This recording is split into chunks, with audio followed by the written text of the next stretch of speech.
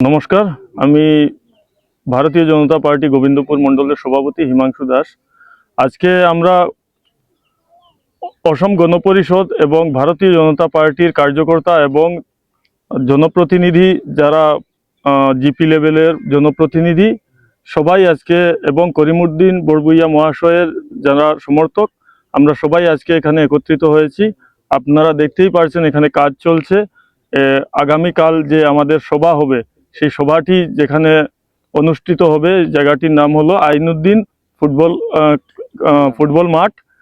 এই মাঠে আগামীকাল আমাদের কেন্দ্রীয় কমিটির অসম গণপরিষদ কেন্দ্রীয় কমিটির সভাপতি মাননীয় শ্রী অতুল বরা মহাশয় উপস্থিত হবেন।